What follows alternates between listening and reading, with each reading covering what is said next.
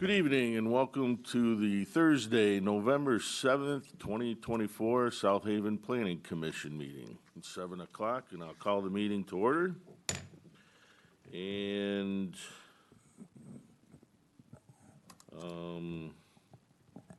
we need to do a roll call. Michael Campbell. Here. Clark Gruber. Here. Larry Heinig. Mary Hosley. Here. Amy Nichols. Here. Eddie Polk. Here. Bob Sherman. Here. Janice Varney. Here. Tim Stegman, sorry. Here. Speaking of roll call, there was a city council meeting that was held recently where roll was taken and someone voted to pass, I think, to come back. And just to reiterate with us, when your name is called during the roll, you have to give a yes or no vote. There's no coming back. Point of order. Yeah? Robert's Rules of Order allow someone to pass until the votes are taken so they can decide how they want to vote, excuse me. Robert's Rules of Order allows for passing of a motion. No, it allows you to pass. Which section? Unfortunately, I don't have it here. If I had been given notice that you were going to raise that, I would have brought my Robert's Rules of Order. I didn't know I needed to bring them here like I do City Council. Okay, we'll have to talk about that one because I've reviewed the Roberts rules and I have not seen what you're speaking of. As I said, if you had given me notice, I could have provided it, but I don't have it at my fingertips. So if there is that situation tonight and somebody feels the need to Well, pass, Chairman, may I suggest we ask legal counsel if he has an opinion? I've been doing this for 41 years, and this is the first time it's ever come up with me. Are you talking about roll call on whether or not they're present? no, Or it'd be a roll call vote. A vote. Yeah, you're a zoning body, and I think you are governed by the Michigan Zoning Enabling Act, so. You cannot abstain. Yeah, But- things that might be. This is a conflict of Things interest. that might be, So it's not that it's not that they passed. They passed for everybody else to vote, and then they voted. It's not that they did not vote.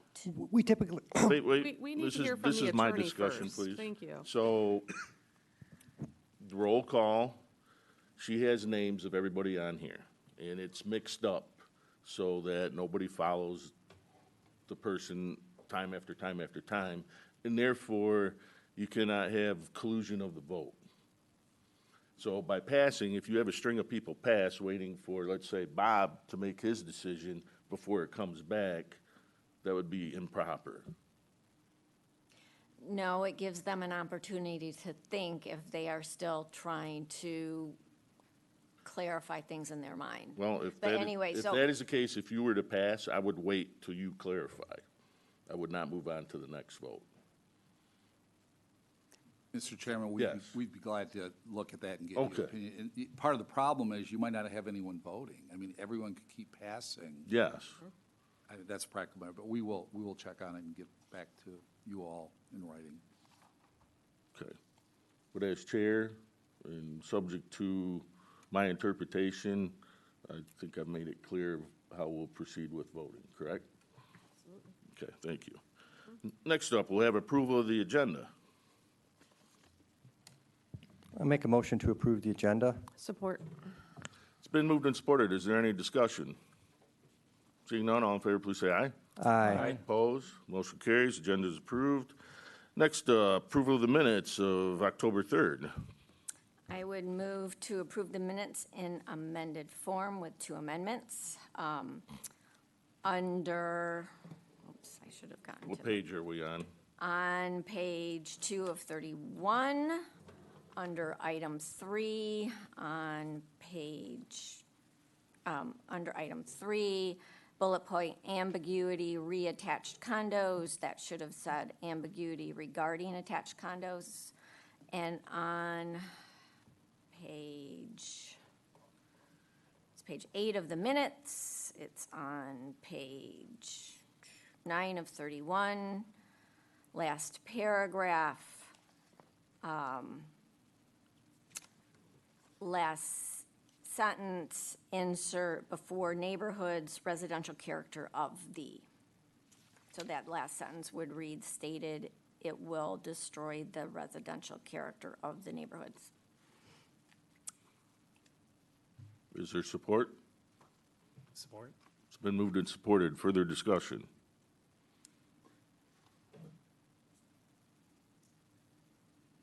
Seeing none? All in favor, please say aye.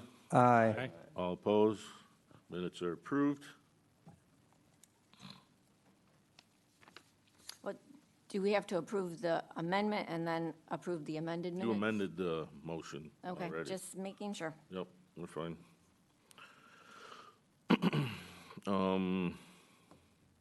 Had somebody made motion to approve the minutes as presented, then yes, we would have done 2 steps.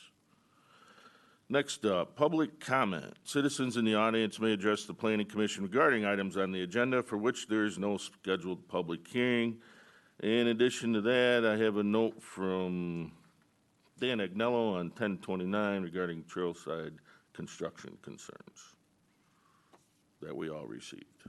All right. Anybody who wish to speak? Items on the agenda, one item on the agenda, proposed zoning amendments. And it has a public hearing, so you'll get a chance to speak anyway.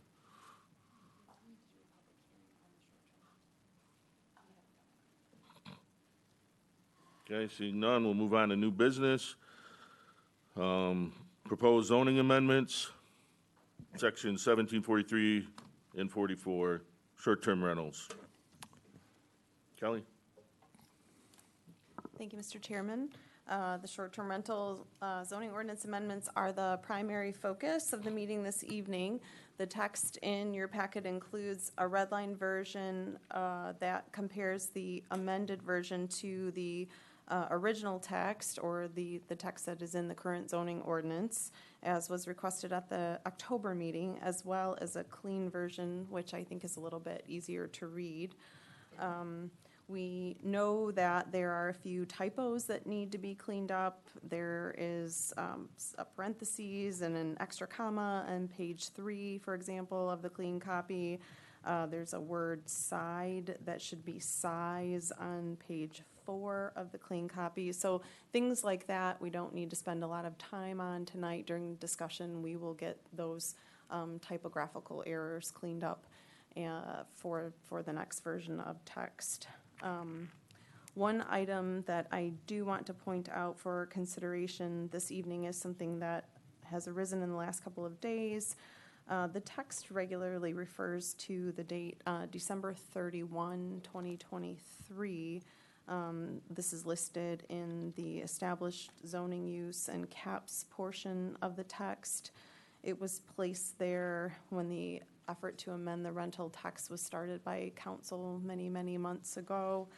At this time, staff's making a recommendation that anytime the December 31st, 2023 date appears, we include in parentheses language that states December 31st, 2023, or between that date and blank, this will be the date the ordinance comes into effect, that became and remained lawfully in effect at that time. Now, I know I'm going through this pretty quickly right now, but the reason that we're suggesting this change is because the moratorium that was issued in December was not a complete moratorium. Staff has been able to issue rental certificates during this year, 2024, to properties that are currently considered exempt from the saturation ratio. These would be in the PUDs and attached condominiums. And then for a short time, until the second moratorium was issued, we were able to issue personal rental certificates. And we are concerned that without this language, the December 2023 date will be used to imply that the 45 or so certificates that were issued this year are somehow not lawfully in existence, and we're trying to avoid that. This leads me also to the point in your text that calls for the number of non-exempt business rental units. So I do have that number for you tonight. We can fill in the blank there. As of right now, we've got 465 exempt rental units. These are exempt under the current text that is on the books. This text that lives in your packet tonight also does not include the attached condominiums as exempt, so that would bring our current number to 607 units. So on page 19, subsection B of the CAPS text, we would fill that blank in with the number 607. Otherwise, the changes that you all requested at the last meeting have been made, and we have Attorney Bloom with us tonight to answer any questions, and we need to hold a public hearing. Good. Entertain a motion to open a public hearing. Move to open a public hearing. Support. It's been moved and supported to open a public hearing. Any other discussion? Seeing none, all in favor, say aye. Aye. All opposed? Public hearing is open. Speaking to the public hearing, we also received 2 further comments regarding short-term rental ordinance revisions. One was from Dan Agnello and the other from Todd Heinrich. With that said, the podium's open for speakers. You have 5 minutes, state your name, address. Anybody wish to speak?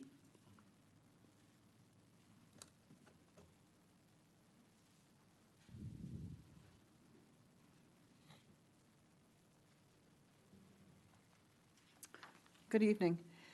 My name is Patricia Shepard, and I live at 214 Superior, 12 months of the year. I have several concerns and questions about Section 1743. First of all, your choice of the word dwelling. Generally, a dwelling is a residence. These SDRs are not residences. A better word would be building or structure. The definition of a hotel is an establishment providing accommodation. Hotel is closer to the description. You state in Section A, subject to satisfactory completion of inspection, but not C2, conformance of parking. Parking seems to be important enough that you have a separate paragraph for A. Why not include it again? B, established zoning use. You have ignored residential zoning and illegally allowing businesses to operate. Section C, saturation control, states, minimize adverse effect on residential neighborhoods. I'm disappointed that your discussion tonight does not address the concerns of the permanent residents and the adverse effect on our residential neighborhoods by these illegal businesses. You seem to be bending over backwards for these mostly out-of-state, for-profit businesses and ignoring residents. What about us? We pay taxes too, and we vote. Section D3, I suggest that you add applications after registrations. Registrations are only after the applications are approved. Off-street parking. Does this mean that no applications are grandfathered in if parking is non-conforming? You might want to look at that again. Section F, temporary hardship waiver. These are businesses. These are profitable businesses. If the owners of such businesses are professional, any hardship is on them, not on South Haven. If they aren't making a profit, then they should not be in business. It's kind of like Trump bankrupting his casinos. Stop bending over backwards and giving these businesses a break. How about giving the residents some breaks? Thank you. Next. It's Dan Agnello. My favorite topic, Tim. Dan Agnello, 964 Everett Parkway. I'd like to discuss some of the items that she just brought up. On the established grandfather zoning use is, it's not a given, okay? Article 27 says you can change that. It doesn't guarantee that use. And that's why I'm saying in the grandfather section, you should also add that if a property is sold, that use does not go with it. If you look at New Buffalo and John Townsend, they didn't have the use problem because it wasn't in their zoning orders to begin with, but we still have it out in ours, so we should take advantage of that.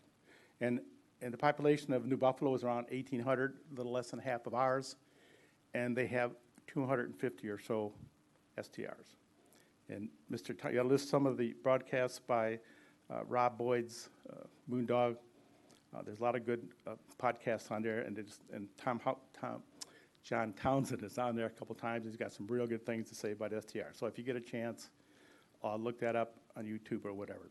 And so that established clause that's saying it's sold should not be a use factor, both in sections B and C.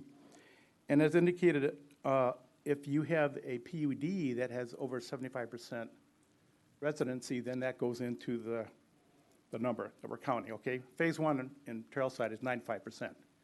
There's one house that isn't built yet on the last lot number 17 out of 20. So that should be included in the numbers, according to the ordinance. Okay, like I said, the usage is revocable item, okay? Like I said, see Article 27. But I'm glad to see you kept the intent of Article 27 in the revised 1743. At one time, it was stated that it was going to be taken out, but we still need that out, okay, that use out. And again, I like the pre 100%. You got to be a resident 100% proof by the state of Michigan that that is your primary residency, which is good for the personal STRs. We needed something to limit that, and that was a very good idea, and I'm glad it's in there. And that's about it for now. Thanks. Okay, thanks, Dan. Anyone else?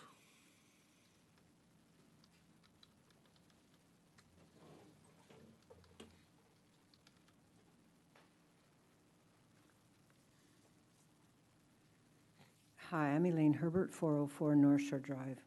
This proposed STR zoning ordinance is unacceptable to residents. In this document, any new STR registrations are still issued under zoning, not the Code of Ordinance regulatory, so the past mistakes of land use continue into the future. This puts the responsibility to prove the still undefined, quote, lawfully existing on resident neighbors, not the STR owners where it belongs. So it essentially provides full amnesty for 8 years of zoning noncompliance and lack of enforcement. This is nothing solved. Community population still drains, the year-round economy stays stagnant, and the community remains arguing. Residents and investors require real short-term rental ordinance reform for all the stakeholders. And here is the first true fact. Residents will absolutely agree to preserve the land use rights of all lawfully existing STR property owners, just like we did in 2018. Then, with correct 2024 amendments, reform must reduce neighborhood nuisances and ensure enforcement. Reform must have a revitalized vision for a tourism brand for families. Ensure that STRs are incentivized in our downtown and traditional resort neighborhoods. Reform must support community rejuvenation by gradually restoring residential neighborhoods for family and worker housing, promoting a year-round economic vitality. Reform must simplify the ordinance, reform must happen soon, and reform must bring the community together. Reform calls for extraordinary city planning, not this, and be a win-win for all stakeholders, and reform must restore faith in city governance. And what does reform require? That all newly issued STR registrations come through the Code of Ordinance, not the zoning, with no future transferable land use. Reform must include real enforcement. Reform must respect the 2016 and 2018 amendments for zoning compliance and not grant amnesty for noncompliance and non-enforcement. Reform must define lawfully existing as, quote, lawfully issued an annual registration, and meaning lawfully passed an inspection for zoning compliance, and put responsibility to provide that documentation certifying lawful existence on the SDR owners. From the 2016 Code of Ordinance Section SDRs to today, zoning compliance, quote, short-term rentals are regulated in the South Haven zoning ordinance, and nothing in this article shall be construed as excusing compliance with zoning requirements. It is printed on the certificate that hangs in STR windows today. This zoning compliance since 2016 has included what types of dwelling units may or may not be SDRs, the required on-site parking, non-conforming property limitations, occupancy limits, and more. The fact that zoning compliance has been lax has been a primary factor in the overall failure of the SDR program. From that zoning compliance starting line, reform must include an overlay district that gradually concentrates tourism commercial SDRs into the CVB, into the PUDs, and the Northside Peninsula condominiums, set PREs for the PSDRs, resolve the nuisance issues, and gradually restore neighborhoods for families, workers, and community vitality. There are those calling for a total zoning overthrow of commercial SDRs in residential zones. And this trend is going that way, and it's legally defensible. But more realistically, less controversial, and quicker and solvable by 2025, it's time to compromise on a city planning solution where everybody gives and everybody gets, and the lawsuits don't have to fly, and this town can get over this. Come on, consider the middle ground. There are acceptable proposals circulating around town after long decisions among major stakeholders. These ideas need to get past the gatekeepers of staff and legal, and then to you, city planners and city council. And please ask for these and consider the real acceptable alternatives. Thank you. Anyone else?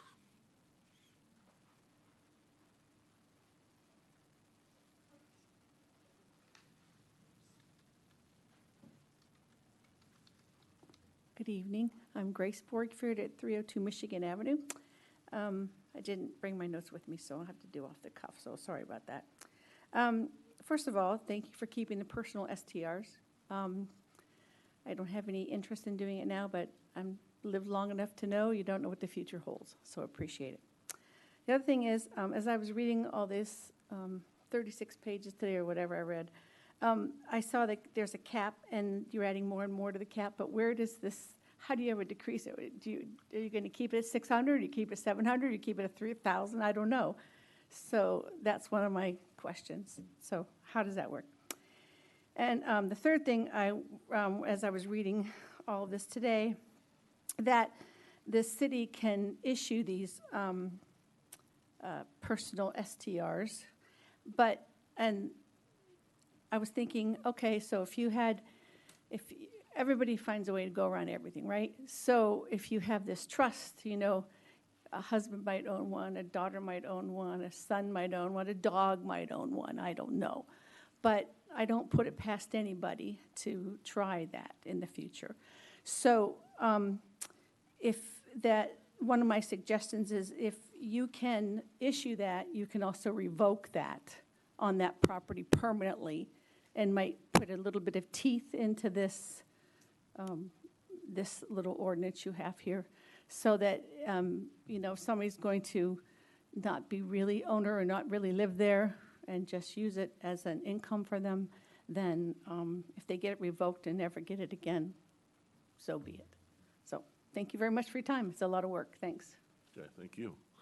Anyone else?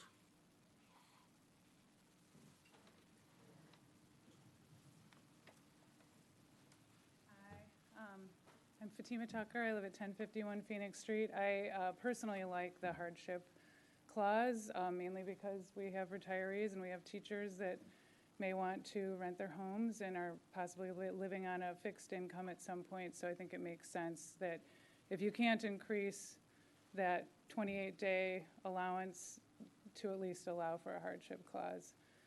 That's it, thank you. Anyone else?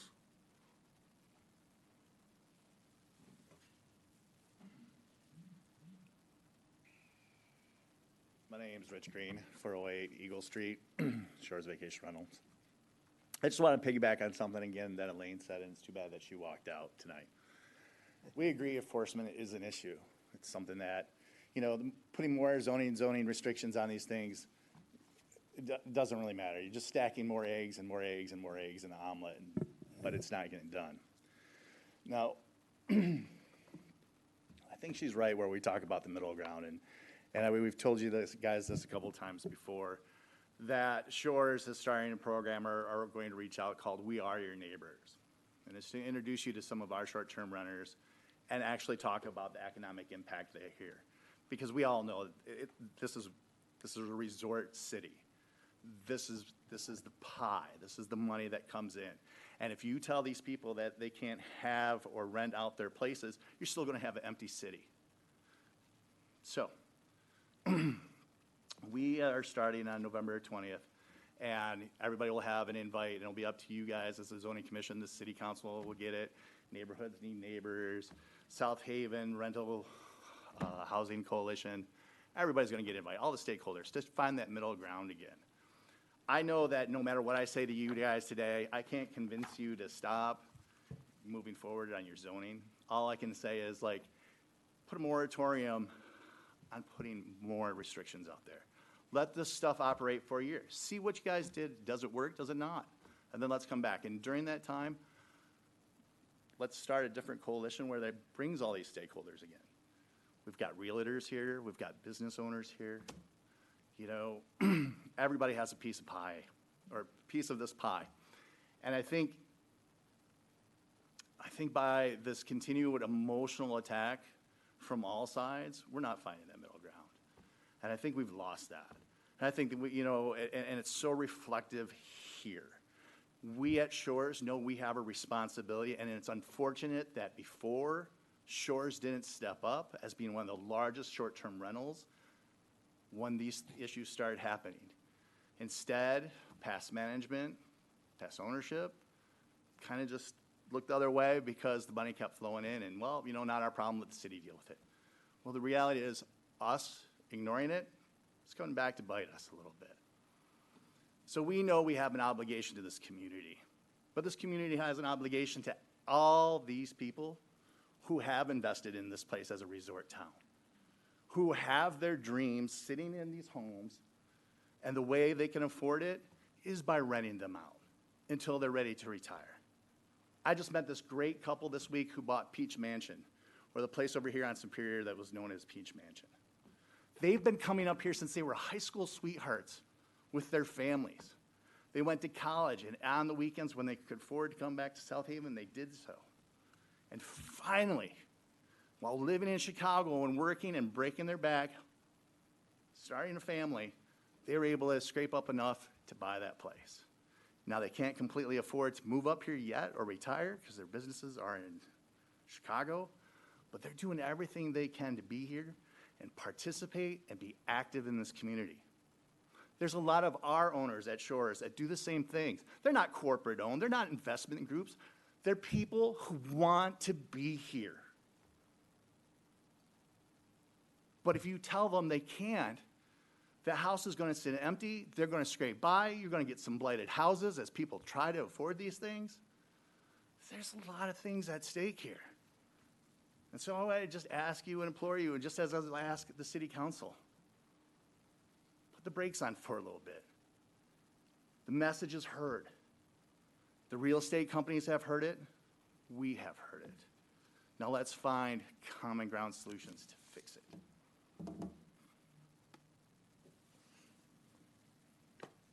Anyone else?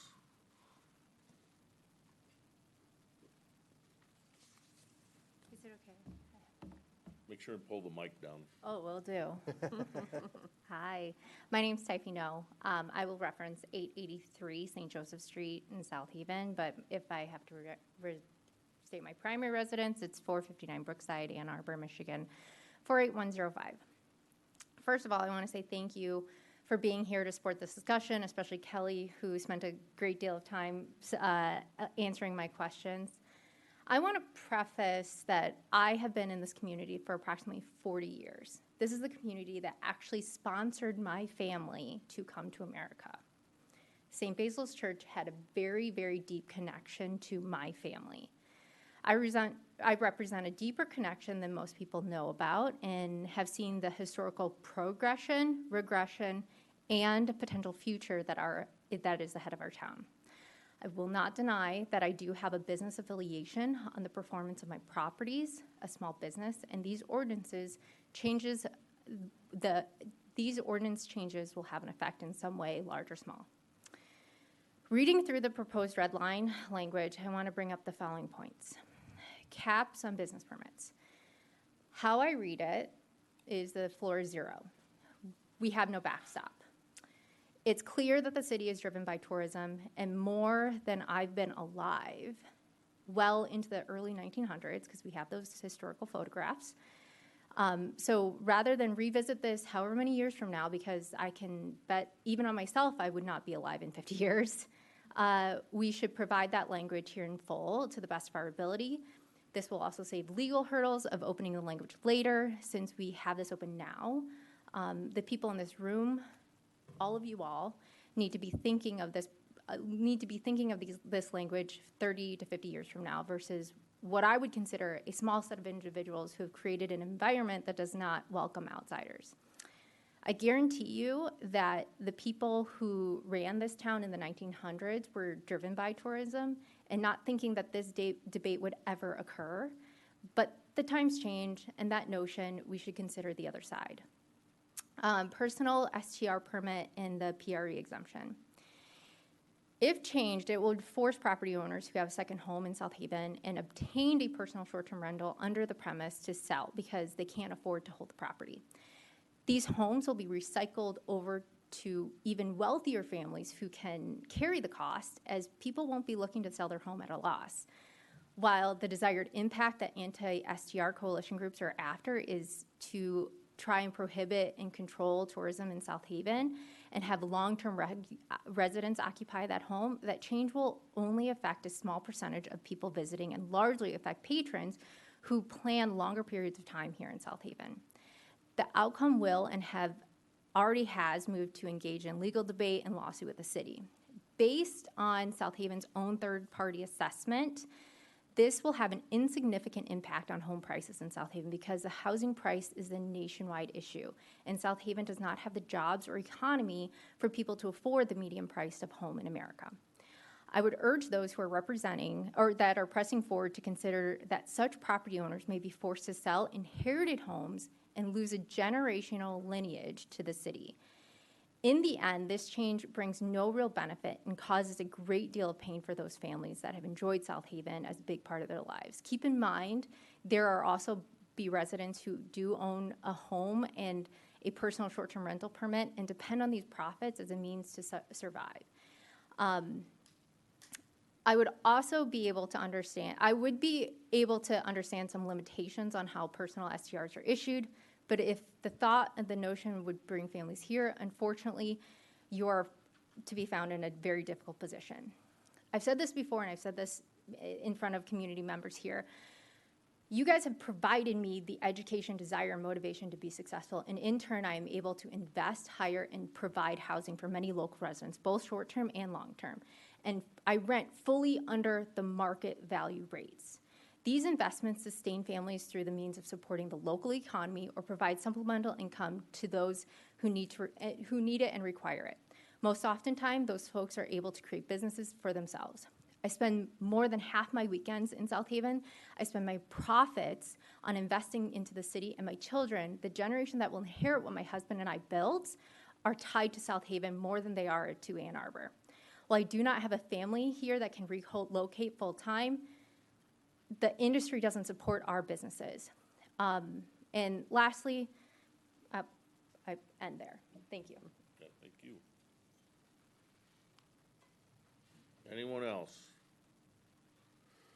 Going once, twice, 3 times?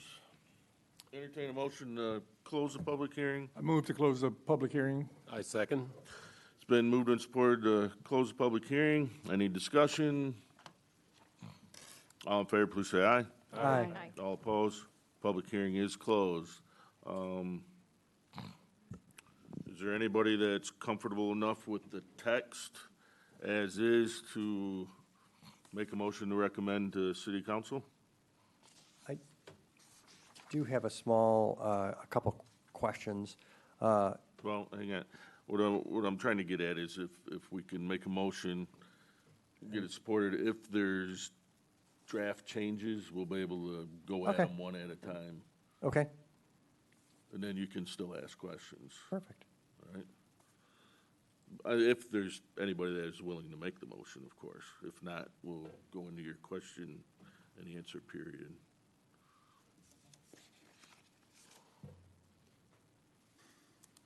Mr. Chair, I move that we recommend the proposed text to City Council.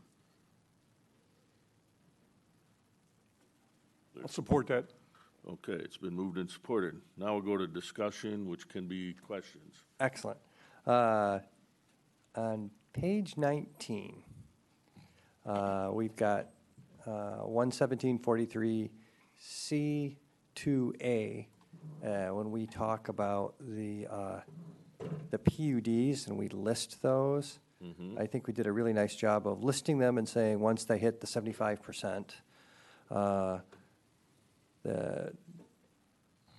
we would then take them out of this list. I think Maplegate's already at 75%, so I don't know if we actually need to include them if they're already at the 75%. We should probably just include those that are under 75%. That might make it cleaner. Do we need to include Maplegate? I don't see a reason why we would need to. The city has other PUDs that have been approved and are built out, so unless, I would leave that decision to you all. But from a staff perspective, there's no special reason to include Maplegate. I think you're correct, so you would amend to strike. Yeah, I would, So that'd be a motion to amend and strike Maplegate. I would make a motion to amend and strike Maplegate. Support. It's been moved and supported. Any other discussion? All in favor? Aye. All opposed? Okay. That motion to amend passes. What's your next? Mr. Chairman, a question. He had one Oh, more. I'm sorry. Do we need to work on the date, the December 31st, 2023 date? Because I believe since that date and today, and in the date when this is finally adopted, we have legally issued certificates. What I'm That's what concerned. she had talked about. Yeah. So is that language we? Go ahead. Thank you, Mr. Chairman. I agree with what the commissioner said and what Kelly said earlier. Wherever it says December 31, 2023, we propose putting in parentheses, or between that date and blank, which is the date that the amendment will become effective, lawfully, that became and remained lawfully in existence during that time. So what we're saying is, as I understand it, Kelly, there have been some new ones that were approved as recently as within a month, isn't it? Yes, that's correct. So as long as they were lawfully in existence after December 31st and remain lawful through the date of the amendment effective, then they would be considered lawfully in existence. So That would be your second motion. Correct. And is that a motion, I would make that as a motion to amend All mentions of December 31st. all mentions of December 31st. And you want to repeat? Yeah, I'll Yeah, repeat with- it. It's bad when I can't even read my own Yeah. language. So after December 31st, 2023, parens, or between that date and blank, which would be the effective date of the amendment, that became and remained lawfully in existence during that time, close parentheses. It's like those words came out of my mouth. Yes. Just You did like a it. Wonderful job. Is there support? I'll support that. It's been moved and supported. Is there any discussion? Yes, so December 31st, 2023 appears several places, so I believe that that amendment would be related to only the occurrences when it's discussing lawfully existed on or before December 31st, 2023. That's what I would want. If it's related to something completely different, I wouldn't want that. So do we need to identify exactly which ones, which pages right now? Well, I think if you say, if it's related to on or before December 31st with regard to lawfully existing, that should be clear enough Okay. All right. versus just the date in and of itself. Okay. Recording secretary have that?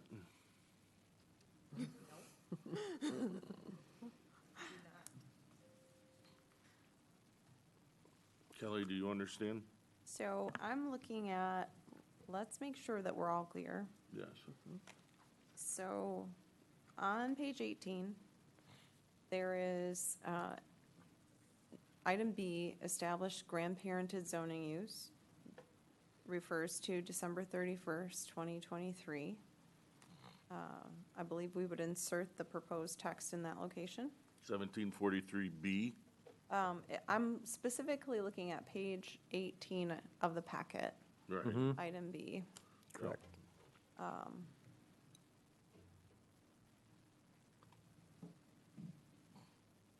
So I think it's twice on that page, isn't it? SCA.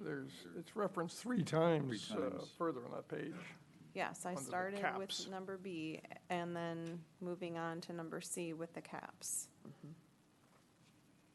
C1A, C1A. And C1B as And B. well.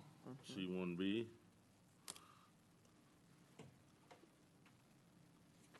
Mr. Chairman? Yes. Are you talking about at the top, page 3? I'm sorry, page 19 of 31, when you say B? Yes. Yes. I don't know that it should be inserted in the first line, because that's simply a statement that there Correct. existed so many. Okay. However, the Like the fourth fourth. line, You're correct. the fourth Well, line would be, You're correct. Where, essentially, it's coming down wherever it says lawfully in existence, I think is what we're Okay. shooting Well, for. Unfortunately, it's not always that term. So, like in B, it's lawfully existed on or before, sometimes it's lawfully existed on. So, as lawfully existed as of is what is on page 19, line 4. So it's not consistent. But that's why I'm saying wherever it's associated with lawfully existed. That's why I didn't give a specific phrase.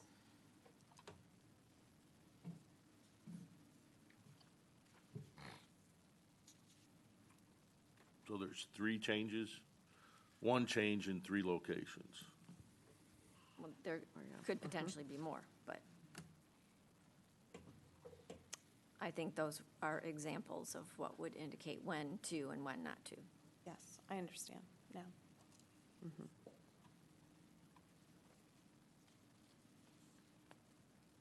Okay. Any further discussion?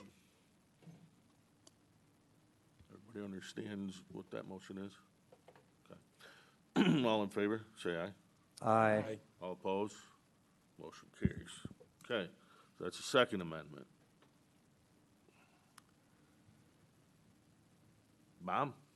Just perhaps some clarification regarding Trailside, because there's been actions taken by this body and probably others as well that refer to Trailside 1, Trailside 2. And there was reference tonight about the number of occupied units in what I'll call Trailside 1. So that PUD was approved as a single item, I guess, before my time, known as Trailside, and it includes what we have referred to as Trailside 1 and Trailside 2. Yeah, it's been amended. several times. Yes, the development now known as Trailside was approved as Everett Park, I Park. believe, originally, and it is a single PUD that was intended to be developed in phases. And so what's being referred to now as Trailside 1 is Phase 1 of a larger, much larger development. Okay, that's what I thought, I just wanted to clarify that. So that is not anywhere near the 75% threshold. No. Anything else? No, that was it. Okay, Chairman, I have a comment with regard to this specific topic, okay. to stay on point. So, and that's my concern, is that 75% appears very clear, but as it's been pointed out, it's not very clear. So, and especially considering we said we were looking at trying to move PUDs out of this because it provides a broader price point for working families moving in. So I would like to see it more tailored, such that it would be approval, they would not be capped for approved phases of the PUD, because Trailside, I mean, that was from 2003. So I could see that all future phases will also be completely uncapped, and I do not believe that that reaches the intent that was trying to reach, because what we're trying to do is provide opportunities for the broader price point. And, I mean, we're already allowing all, for the betterment of the community, for the PUD, the quid pro quo, everything can be waived. I mean, the whole zoning ordinance can be waived for the PUD. So if they want the newer phases, not yet approved, to be uncapped, let that be a request on the behalf of the PUD applicant. But all future not yet approved phases should not have that same benefit of being uncapped. So are you wanting to change language?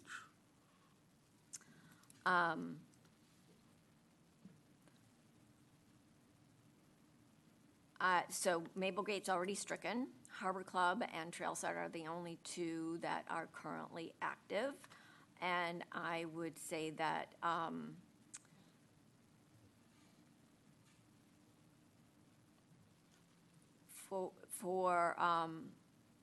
for the phases that have been approved as of the effective date of this ordinance for Harbor Club and Trailside.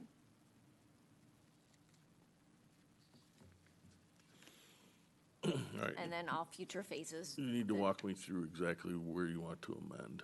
Well, the whole however clause would be stricken. What page are we on? 19 through 20 Okay, 19 and 20.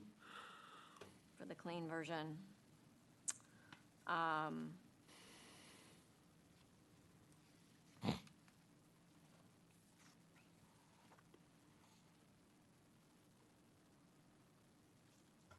That they will be excluded for the currently approved phases of those PUDs.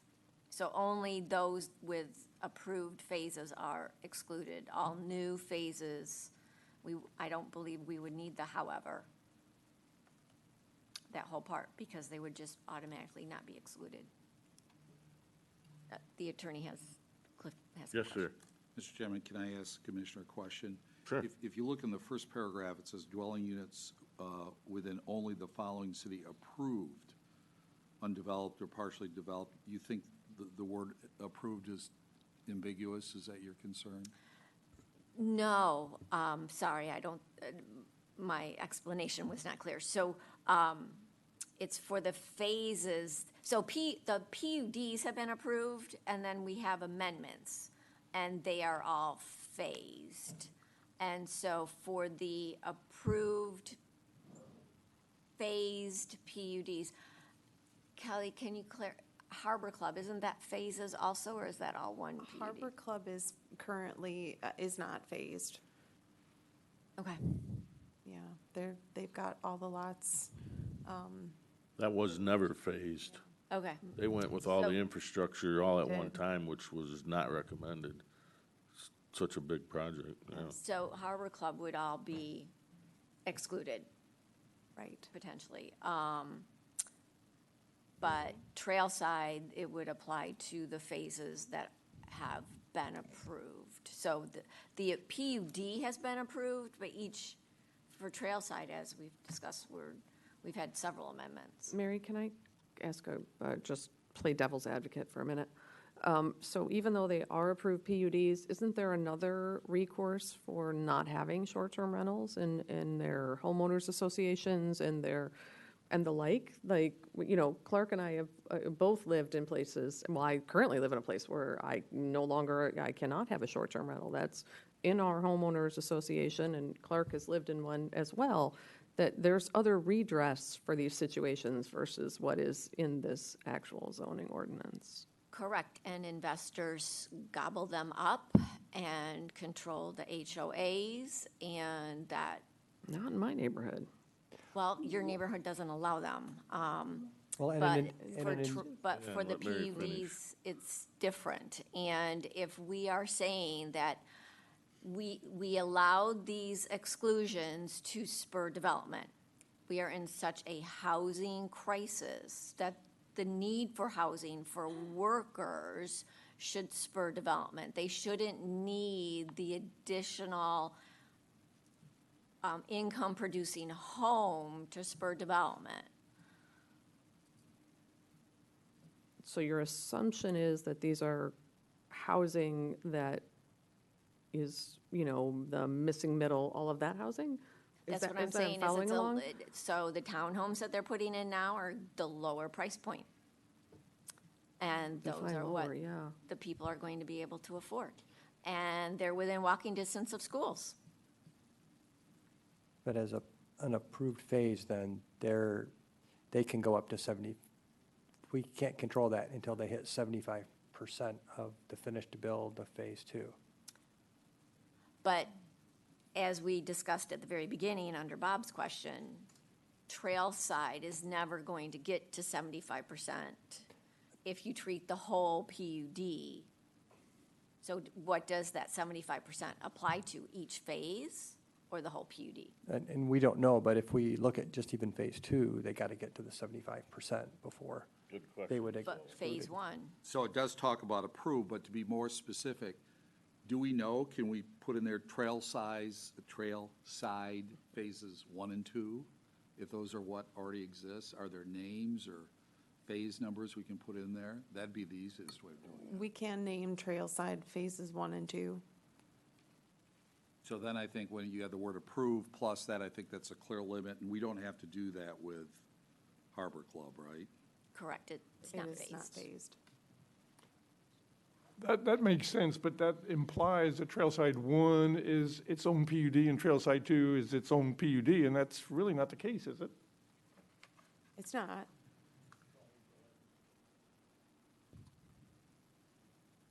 I'm not necessarily opposed to what council is suggesting, but I just wanted to clarify that. Yeah, I think if we're referring to the name in a specific 2 phases, it probably doesn't even matter whether it's 1 or 2 PUDs. I think it is 1 PUD, isn't it, Kelly, essentially with It is. the 2 phases? It would, and if you looked at it from, I think that numbers thing, if you've already got one of them that's completely filled, Well, that was then it's at Maplegate. potentially at 50% already. You know, if you look at the number of units that can be in 1 and 2. Phase 2 has many more units than phase Yeah. 1, I believe, does it not? Yeah, but I mean, phase 1's also completely built. No, 95%, there's one home that's not built yet. 9 more homes? One home that is not unbuilt. built. Okay, but that still helps the overall, that still gets to a lower number. That gets to the 75% quicker by including that. Limiting the exclusion to only Trailside phases 1 and 2. think. Now, is this the most efficient way to do this, or could this be referred to like a resolution that's embedded within this? You know, you're dealing with such hard caps and limits, it probably should be in the ordinance. Okay. Good question. It seems cumbersome.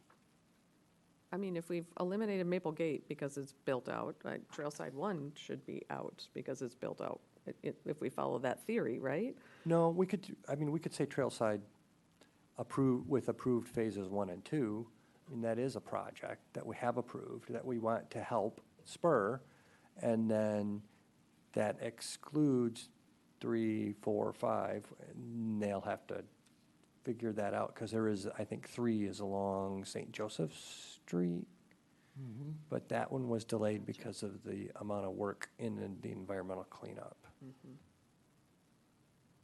Okay, I see, got it. So are we striking, I realize Well, there's we're no get- we're getting motion there. yet. So the other thing, Kelly, like in the language where it says Harbor Club, formerly known as Woodland Harbor, Yes. and then it says Trailside, also known as Everett Park. Is it still referred to as Everett Park, or is it formerly known as Everett Park? We do, when we receive submissions from the development team, we do see the Everett Park Okay. name.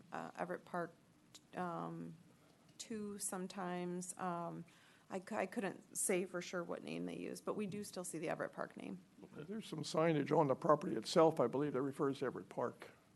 I don't know if that's really relevant, but there's signage there. Yes. All the PUD applications have both. Or at least Everett Park, actually, I think. So what are we looking at? A proposal of amending it to read Trailside Phase 1 and 2? Or some other language? So we can keep moving. After all this, I'm like, just leave it. I think it's, I feel like we're splitting hairs. I would say that after Trailside, it would be Phase 1 and Phase 2. So is that a motion? I would move to add Phase 1 and Phase 2 after Trailside. Okay. Is there support? May I ask a question? Yes. We talked about striking some language earlier. It was not made in a motion, so don't worry about it. Thank you. Is there support for Mary's motion? All right, seeing none, we'll move on. Is there anything else, Mary? You can go to someone else. Okay. I may have. You want to start over, finish over there? I'm done. Mark's done. He had Yeah, two. I just had the 2. I looked at the 180 days. As long as the PRE's there, that's the hard one, and that's one you can find immediately. So I'm good with that. I'm all done. Anything? Oh, actually, for the personal personal ones, Nope. Okay. right? You were saying? I'm. Because I thought we had stricken the 100, that was one thing. I thought we had stricken the 180 days. It was The just going to be. PRE is really easy to find out if a person either have it or you don't. And the state has to determine that you, in fact, that is your personal residence. Principal residence. That 180, Mary, I believe you're right. The 180 days was stricken. Yeah. Okay. Shouldn't have been in there anyway. That was my Oh, question, okay, but okay, then I that's was, good to like, know. as long as the PRE's there, that was really important. Thank you. Or if it matters. Janice? No? Mike, Me? Okay, yes, 4 things, I believe. questions or motions to change? Motion to change and then some questions. Okay. That might lead to motions. Okay. The first one is probably a motion. I'm on page 19 where we left off with the PUDs. There are many in City Council and Planning Commission who have said that we should be able to have as many STRs downtown as people want. We have already put the cap onto not just the non-exempt, but also the attached condominiums. So in the spirit of allowing STRs downtown, I would move that we add a new cap B in parens under 2A that would say dwelling units within the boundaries of the central business district. And that would allow, therefore, a continuation of STR permits within the CBD.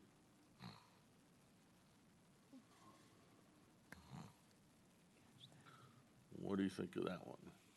And is there support first? And I would recommend support it so we can discuss it. Support. Support?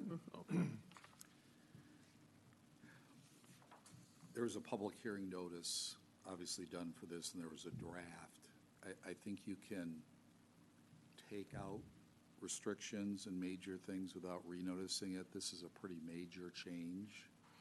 And if it's something that a majority of the planning commission is interested in, I have concerns that if you're ready to make a decision tonight, you probably couldn't. We'd probably have to renotice it for a future meeting, but it all depends on all of you. No, I think that's very good.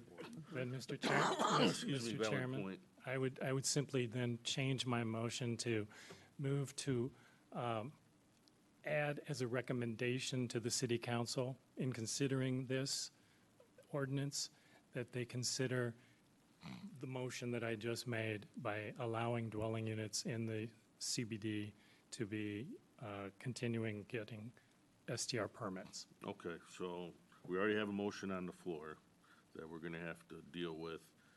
You might wanna just withdraw the motion. I would love to withdraw the motion. Okay, so- Support. Okay, so we'll take that one off the table. And then what you're proposing, I would recommend, once we deal with the main document, that would be a follow-up motion. Okay, Okay, I'll be ready. okay. All right, so the other ones are more questions, and they're actually for, a couple of them for Attorney Bloom.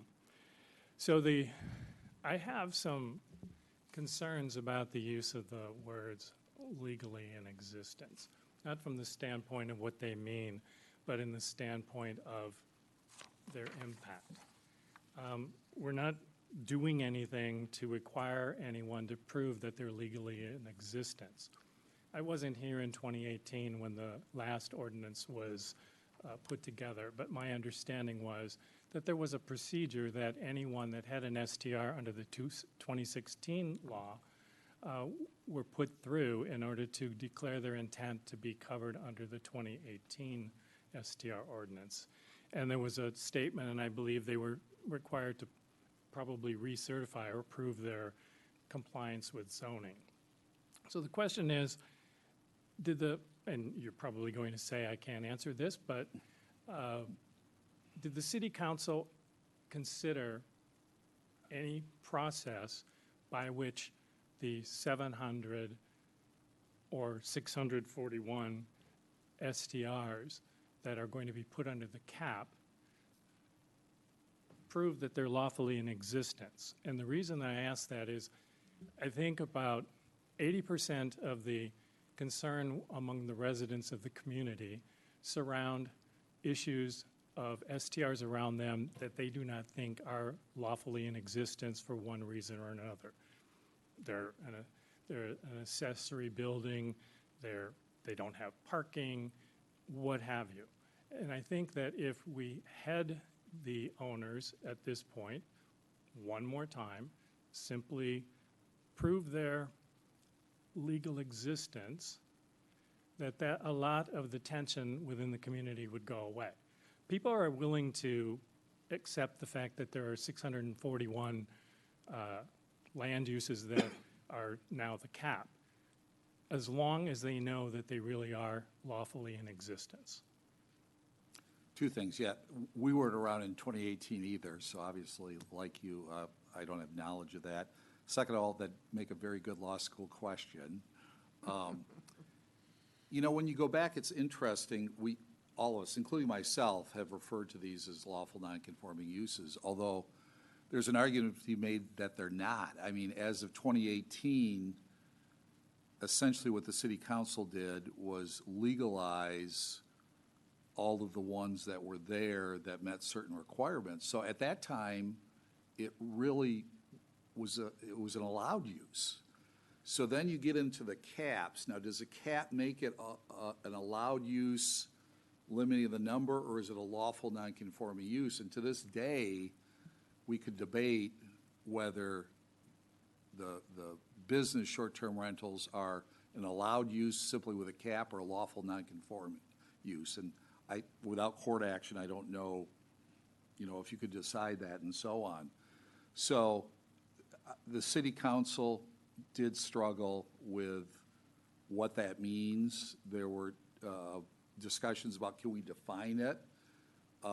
And what we came up with, and we gave our opinion several times, including publicly, is that's probably the best language we can use. Now, you're right in that normally with a lawful nonconforming use, the burden is on the property owner. You know, whether it's a use or a structure or whatever, they have to, you know, if Kelly, as zoning administrator, looks and says your use is not legal, and they claim a lawful nonconforming use, they've got to present proof, and the burden is on the property owner. So in this situation, though, it's not entirely clear that these are lawful nonconforming uses. They might be uses that are allowed subject to other requirements. Could you shift that, even if it's an allowed use, could you put the burden on the property owner? Probably, but we'd probably have to do it in the regulatory ordinance. And I know everyone here is aware that the city council's been working on that. I don't know if any of you have gone through the drafts and so on, but I think if you're going to put the burden on the property owner, it would be smart to do it during the registration process, and I would probably put it in the registration ordinance. So as with my other comment, if I wanted to make a recommendation that the existing STRs have the burden of proving that they're lawfully existing before they're counted in the cap, that's when I would do it. I would do it as a recommendation after we've I think that would be the prudent thing to do, but I don't want, you obviously can make a motion to do it here, but obviously tonight we're not going to resolve this. Maybe it'll never be resolved whether they're really lawful nonconforming uses or uses allowed as of right with certain restrictions. Right. Because what I'm getting from what you're saying is that the council didn't really talk about a process for this ordinance that would be similar to what owners had to go through in 2018. You know, I think we need to talk about that for a minute. And I think there are a few people who were here at that time when the 2018 ordinance was put into effect. There was a registration process. There was a call for registrations. There was no process in 2018 by which property owners had to demonstrate compliance with the zoning ordinance.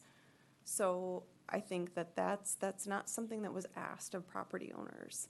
Now, beginning January 1st, 2019, as new properties registered, it was required to have parking that conformed to the current parking requirements in the current zoning ordinance.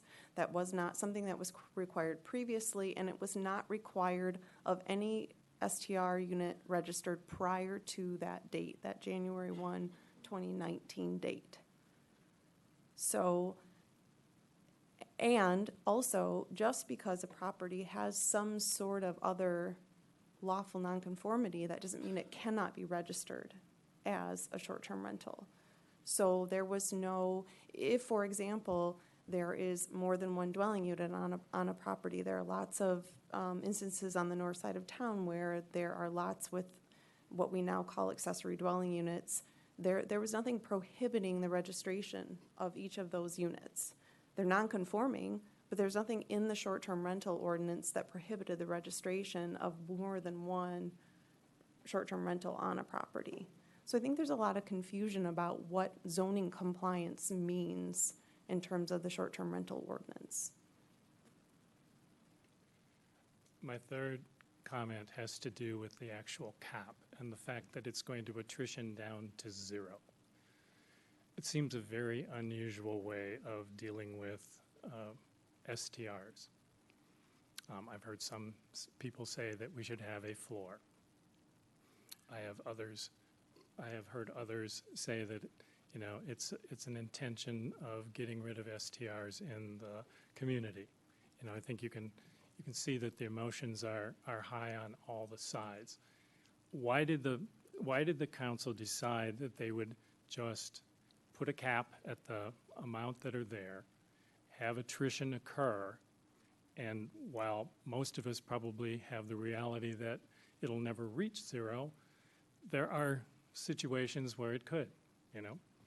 Maybe STRs no longer are used because something more disruptive comes around for vacationers.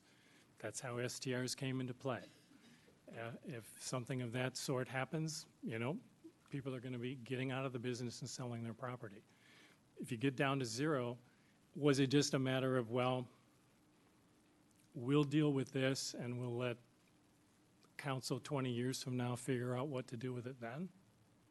Or what was their justification? Yes and yes. The council did consider a floor, and there were different opinions. I think part of it was there's a perception that they probably, I'm just going to use the number 600.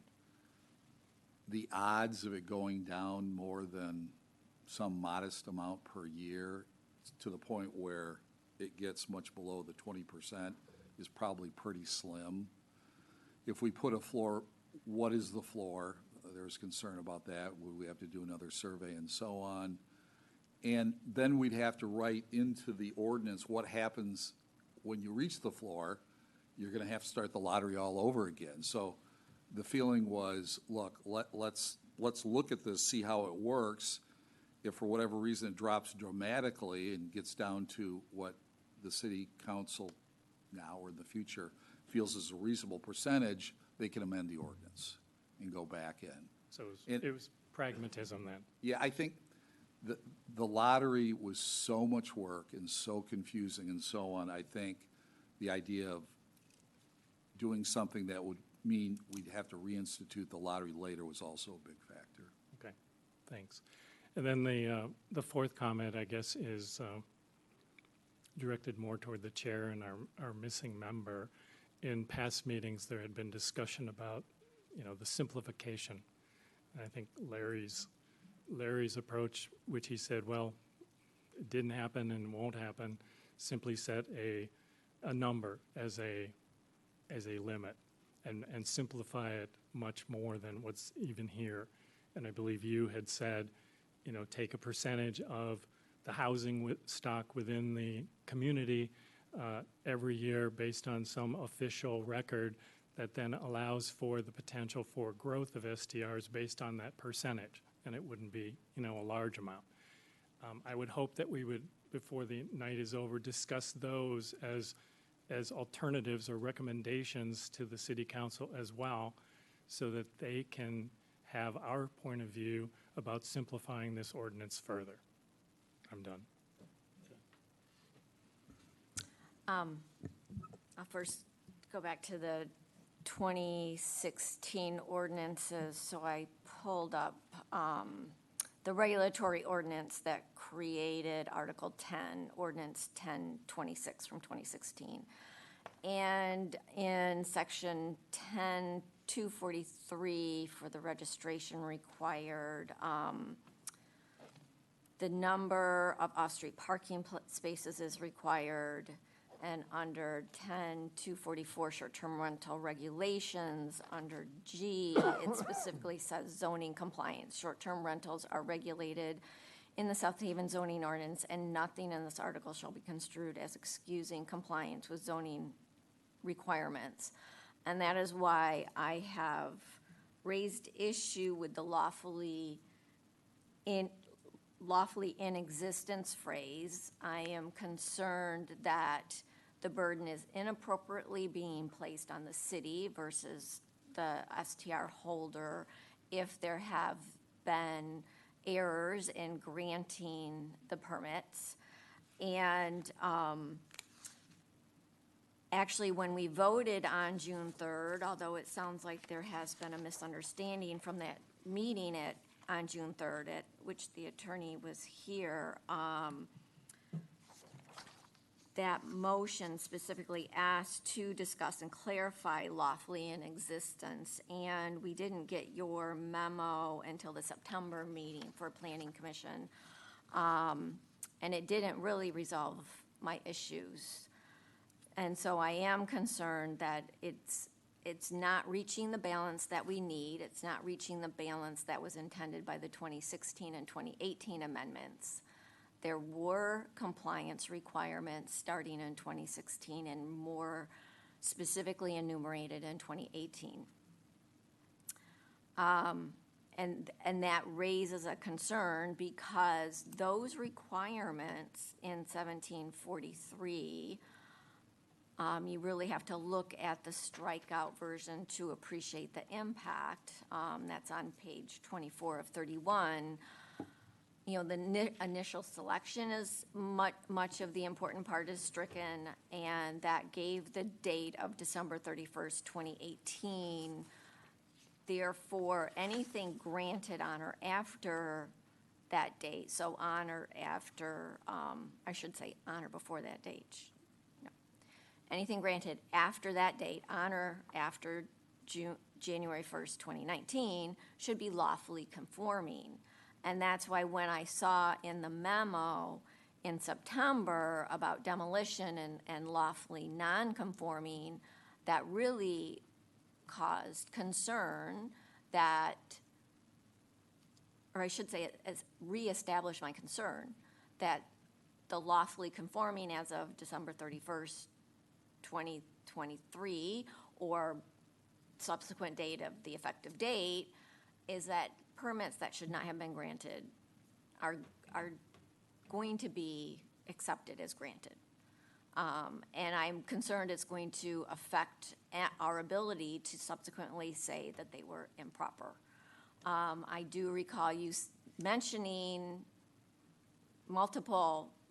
a number, I think you said 50, of non-conforming properties at the June 3rd meeting. And I would like that resolved. I appreciate with the public notice that went out, that can't be resolved at this point in time. But I would recommend that City Council actually discuss this, because we really haven't had a full discussion and the ramifications of what it means for that. I do support going to a more simplified number calculation for the caps, but going towards that, I would recommend that inclusion of not just business short-term rentals, but personal short-term rentals, because all short-term rentals should be taken into account, and there should be no exclusions, because it all affects what is in the housing market, available for the housing market. And after seeing the memo in September and seeing changes in our code of ordinance, I actually provided very detailed comments to Kelly and Kate Kate for both code and zoning, and Kelly for zoning. To my understanding, you have seen those. You have received those? We were not authorized to do an analysis of that. Okay. And let me just say, Commissioner, we've given, and I can't go into it publicly because, as you know, some of them were privileged and confidential. We've addressed the lawfully in existence probably half a dozen times, and we've gotten to the point where we really think there's no other legal analysis to be done. We've even suggested if the city disagrees, we could bring in special legal counsel. But, you know, as you know from your practice, there are just certain areas of the law where there's just not 100% answer. And that says, and by the way, you know this, there's a rule in Michigan called the municipal rule of non-estoppel. So even if the city approved a registration or whatever a number of years ago and they were in error and the city finds out, they can reverse it, in which case it would no longer be lawfully in existence. So we're very careful, and the reason we don't use lawful nonconforming use is the discussion we had just a little while ago. It's not entirely clear whether these are lawful nonconforming uses or allowed uses with restrictions. So we're more than happy to pull our opinions again for the city council, or again, if city council wants to have special legal counsel come in and look at that, we're certainly open to that. Duly noted. The city council will have to address that.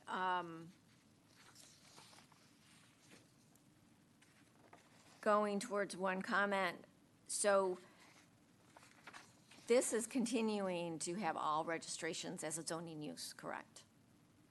I'm sorry, I didn't. This proposal is having all future granted zoning permits, so like the 45 that have granted during the moratorium, continue as a zoning use versus a regulatory code. You're talking about the registrations? Correct. Well, it's really in both. I mean, both of them But- deal with it. But they are getting a right that, Under the zoning, you're a saying? Yes. grandparenting right. Yes.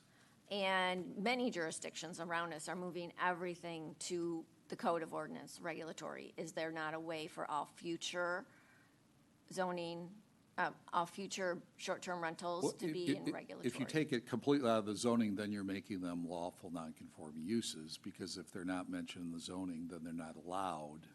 I mean, you could, most of the municipalities we deal with do both.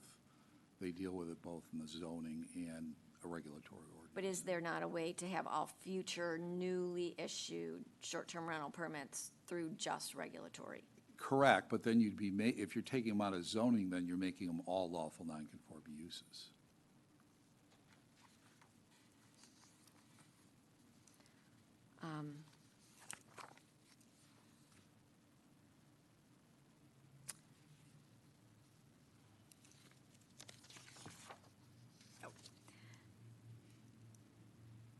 For attached condos, so that was recently before the ZBA, and the application was denied, so it wasn't really addressed by ZBA. And originally, you were amending attached condos, but I believe that that's been completely stricken in this current version. That's right. The planning commission asked for the attached condominiums not to be exempt from the cap. But the definition, so there was a definition. We were tweaking that definition, but now, obviously, it's moot. At Okay. least that with the planning commission, unless you change that. Okay, there are some areas that are, especially on the north side, along Lake Michigan, along the river. I would recommend that the city council consider an overlay zone. I mean, we have inquired about overlay zones, and that was actually one thing that we had mentioned, I believe, in September, but nothing came back. To allow certain condos to be excluded from the cap, to allow those to continue. For personal short-term rentals, comments that I have gotten one is it's 6 terms or 28 days. And I've had some people say, well, I only rent on the weekends, so that only gives me 12 days. And is there a reason that there's a 6-term limit for personal short-term rentals? Can that be stricken such that it would just be limited by the number of days? I think procedurally the answer is yes. It wouldn't interfere with the zoning or the public hearing notice because you're being more permissive. I think we carried it over from the prior ordinance, and I know that the city council did discuss it. Mm-hmm. I think we have some insight. Yeah, I was in when we did that, and part of it was to instill that thought of a personal use and to allow anyone within the city who has a home to be a part of not being a business, but if they wanted to rent out a week or 4 weeks, but it was up to a maximum of 28. And the 6 was also determined as, again, kind of a non-business use. So if we went to 28 days and you have to do 2, we didn't have someone doing 14 rentals. And then figuring that became, again, it sounded more like a business. So I think we were looking at some way to come up with a definition of a smaller use, personal use, that these were people's homes, that they really didn't want to be in the business of short-term renting, but if they wanted to do a few weeks or a few weekends. And I think then we had come up with that number of 28 days or less and 6. And I think there was a small group, that even though they list their home, it's not really an open listing. They trade with other owners in other states. Was part of that. So, there's a lot of discussion to go into it just being 6 as opposed to some combination to get to 28 days or less.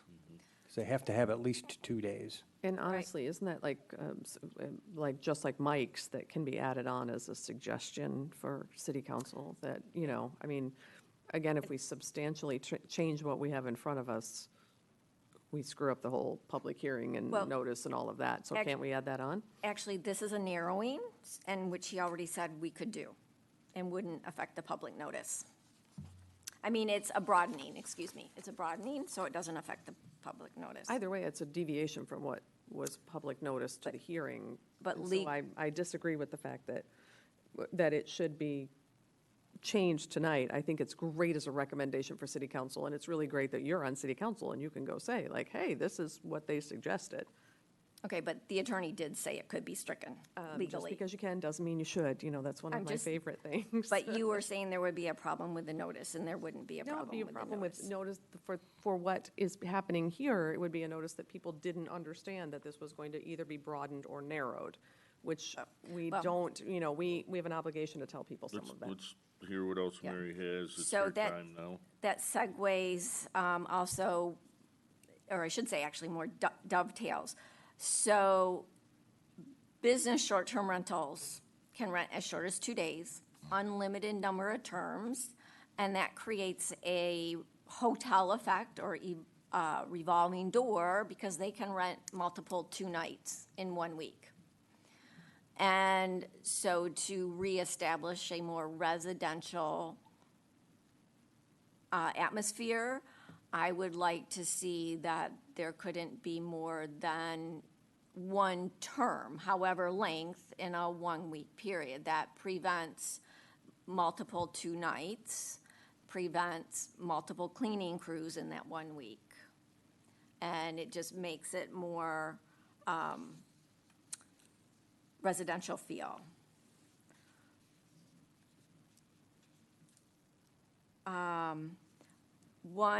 Back to the personal short-term rentals, one question for clarification.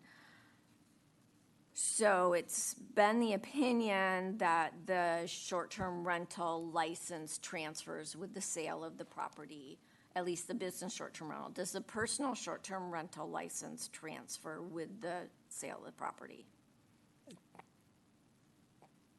It does currently, because there's no requirement for the PRE. And I would imagine that if the requirements are met, then the right to rent would also transfer, as long as the property owner came and registered in their name and also met the requirement of the primary residence exemption.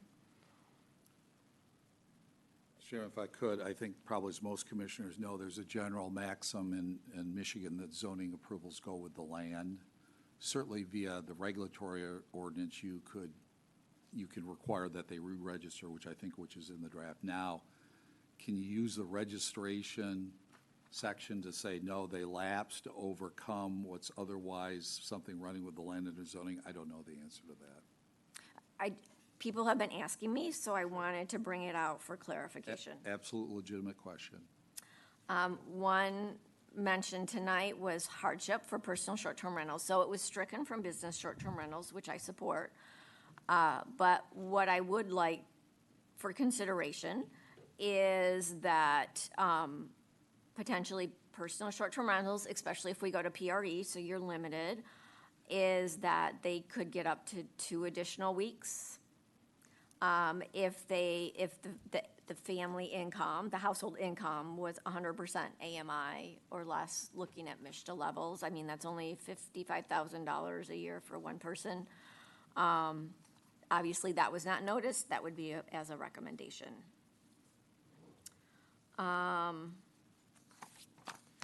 There was, I think, sorry, so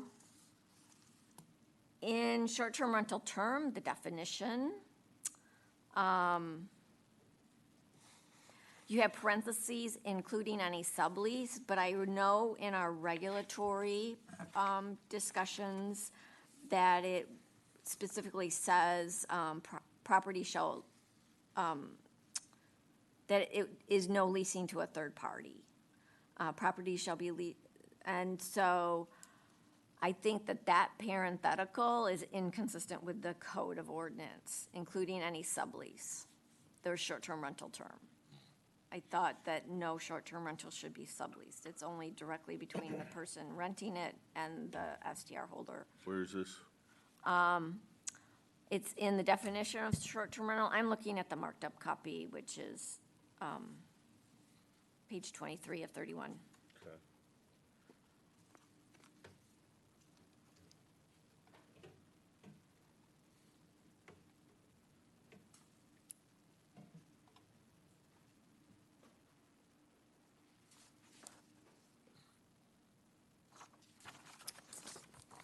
Do you have any comment, Cliff, on that? Yeah, I think you're right, to be consistent. Obviously, we've got these two draft ordinances going at the same time, so I would agree with that.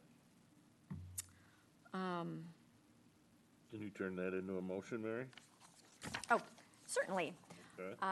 I would move to strike the parenthetical, including any sublease from the definition of short-term rental term. Support. Been moved and supported. Is there any other discussion? I think it's a good call. All right, so all in favor, say aye. Aye. All opposed? Okay, Samantha, that's the third one. Yeah, just as a reminder, before we vote, I'm gonna ask you to repeat those, so. Heads up. She looks ready. Pressure. She looks ready. And, I'm really looking That's- for the main motions to change here. Yep, And nope, then after that's- this is dealt with, then That we was- can go to like with Nope. what Mike wanted, and we can add to that motion. yeah, nope, that was it. That was the last one. It's just, we were talking about personal short-term rentals, so I focused on that to stay in the Okay. same section, and I knew there was that typo to. Okay. I'm Anything done. else? All done? Excellent. So we have a motion and 3 amendments. And you can paraphrase if you wish.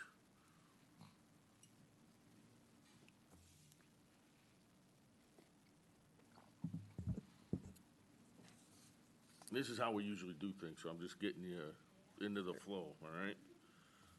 Because this is gonna be a long year with a lot of these.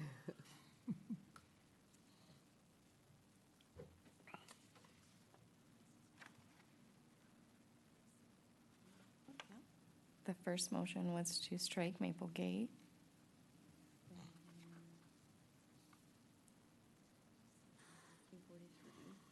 Section 1743. Next one Was to amend all. was to add the language. And the next one was to amend, to add the language, December 31st, 2023, The language suggested by the attorney. which was the language suggested by the attorney. Very good. Third one is the one we just did, And then the third one would be the one we just did. including any sublease. Strike the parenthetical. To strike including any sublease from the definition Of short-term rental term. of short-term rental term. Okay. Yes. Aren't there technically 4 amendments? The definition, strike Maple Gate phases 1 and 2, Yes. and lawful. No, that didn't pass. That didn't was pass. dropped. Thank you. It died. The parenthetical. Yeah. I stand corrected. Thank you, Mr. Chairman. Okay. Everybody's clear what the motion and the amended motion is? Samantha, we will do a roll call. Is this where we do recommendations also, or we do No, those we'll do that separate? separate. Campbell, Yes. Gruber, Yes. Hasley, Yes. Nichols, Yes. Polk, Yes. Sherman, Yes. Barney, Yes. Stegman. Yes. Motion carries. Okay. Now, Mike, you can make a motion and we'll amend it to add things to it. I think would probably be the most appropriate. Okay. I move that we recommend to City Council that section 1743C2 include a new exclusion for dwelling units within the boundaries of the central business district. Okay. You want to amend it, Mary? No, are you looking for support for these, or how do you Well, want to handle yeah, I it? guess we would do support for that one, and then we'd amend. Basically, I'm looking, there's some recommendations from this body with some bullet points, and maybe we don't all agree on them, but it's for further discussion. Okay, so if there wasn't this motion and a second, we could have discussion on that. We could, yeah, we can discuss it too, yeah. Is there support for his motion? Support. Okay, it's been moved and supported. You want to talk about that? Basically, he wants the central business district to be more pro short-term rental.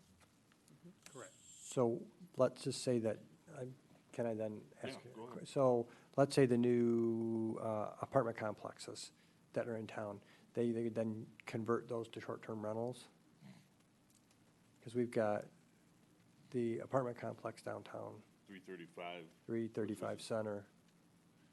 Would we then hope to entice them to convert those to short-term rental units? I don't know that we're going to try to entice them. Well, I mean, but- if we exclude this area, it would certainly allow them to easy without, they could just apply for licenses. And I think that's what we're looking as, those are housing units as well, but they're apartment complexes. I don't think they're considered attached condominiums, and that's a dwelling. So we're questioning that. Is that? Are apartment buildings excluded at this point from, are apartment buildings excluded from the definition of what can be an STR? That's a good Yes, question, and that's right why now, I and bring if- that up. If you look at page 21 of your packet, you'll see the following shall not be used or rented as short-term rentals. And number 2 is a dwelling in an apartment building or complex. So those, if it is an apartment, it would not be able to be used as an STR. And does that include condos? No. No, this section does not. Because I think the issue, if you're discouraging short-term rentals in some of the neighborhoods, where can you redirect those to? And I, not that I don't concur with that, I just Right. wanted to make sure that we were getting into because there are quite a few apartments, and I shouldn't say apartments, that are like condominiums downtown that, would be, because it's a business district, it's a business use, it's more appropriate. I just want to make sure we're not making that change. Or if a developer decided to condoize his currently built apartment complex. I remember that conversation that we had when Locker was here. When Randy was And here. we asked that specific question because we were concerned that we wanted places for workers downtown for long-term rental, but not and he said, yeah, he agreed. He thought, no, we won't do just all short-term rentals. We're looking at it from a broader perspective as well. And he also, maybe it was the architect who talked about it, because you really want lights in those buildings to show a viable city that has people downtown and people living in these places. And so to have just dark apartments or short-term rentals doesn't add to that vitality. There was a lot of that kind of discussion anyhow. Well, I think Mike is looking to incentivize or remove barriers to places downtown that could rent, that fit within the legal dwelling that could be a short-term rental. And I think that's what that recommendation to city council would be, is take a central business district and remove barriers for that type of business. I think that kind of your I goal. would agree. Maybe it's for rejuvenating some of the the usable space above the businesses downtown that are currently empty versus Yeah, more broad to all of the dwelling units in the CBD. Well, I think he said to places that would qualify. So the apartment complex at 515 or 512 or, wouldn't qualify. Randy's wouldn't, but, if somebody has a triplex, a condominium above a business downtown, that would allow that, even if one individual owned more than one. And I guess if we look at the condos that are above the walkway downtown, little development, that would allow those And it might be part greater, of the greater access. master planning process too, maybe promote a hotel coming downtown. Okay, that helped. Thank you. Is there anything you want to add to No, not me. recommendation to city council? Like last meeting, I think we talked about how our fees calculated. But that's already in there Yeah. based on size. Excuse me, Mike, are you talking about condos, or are you talking, or PUDs? Or are you just talking about rentals above retail? I'm talking about any dwelling unit that otherwise would qualify as an STR. We've already disqualified apartment buildings. We've already disqualified the Hale development because the PUD has, I think, a condition that they aren't going to be STRs. So anything else, presumably, that would be above a store or any of the existing condos that are downtown theoretically could be STRs. And again, it's to try to get people, based on what a number of city council members have said and others on this commission and so forth, the perfect place for an STR is downtown. Don't necessarily agree with that. Then that's fine. You can, Yeah. But this is simply for the city council. for city council to to discuss consider. it. Okay. Yes, but this is not something that's going into the amendment. Well, is the motion for them to consider that? Yes, Okay. just for them to consider. And now, are you looking for other items? Anything else to related add? to STR that you think city council should look at? Because obviously, we were given a directive, the directive resulted in what you see in front of you. And I think some of us may find some shortcomings in it. And this would be an opportunity for city council to take a look at it and be more specific in their next request. Yes. So, did you have any more? No, I'm done. May I? Yes. So I would like them to Are consider. we amending the, we have a motion? We have a, We So- voted it.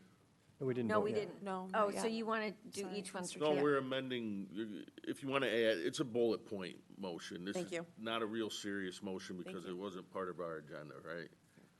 This is just planning commission saying, hey, we think you should look at this too. Got it. This is the lax Roberts Rules one. This, so I would like to reiterate, I thought you might make it, Mike, but look at the cap of look at the cap based without exemptions and a specific number, and include both personal and business short-term rentals. Okay? Yeah, so the cap would be determined based, That federal census. like, based on a specific number, like the US Census, which has been mentioned before. Not the 10-year one, the yearly dwelling one. Yeah. Yeah. Correct. So no more exempt. And it would apply to both and the rentals that would be included in determining if the cap had been met or not would be both business and personal. So it would be all inclusive. I would like to look at some overlay zones, Monroe Park, because I think that that would come into play for regulatory for parking and occupancy. We always have seen that's always been strapped, land strapped. The condos along Lake Michigan up to Wells, Packard Park, and the condos along the Black River up to Oak, looking at those potentially being exempt from caps. Yes. You're talking about a permissive overlay zone that would allow one, not a restricted. Correct. So those condos would not be subject to the cap. And what I would see is if those went up, so those could go up, the number could be above the cap. And as long as the number is above the cap, new business short-term rentals, like in residential areas, would not be able to be granted, because you wouldn't get them until we're below that cap. In this situation, in the amendments that we sent to the city council, the total number of non-exempt business short-term rentals sets the cap. Here, and then just ratchets down to technically 0, but we know that will never happen. This is just, I think it's a more objective way at looking at how many short-term rentals we have in our area. Okay.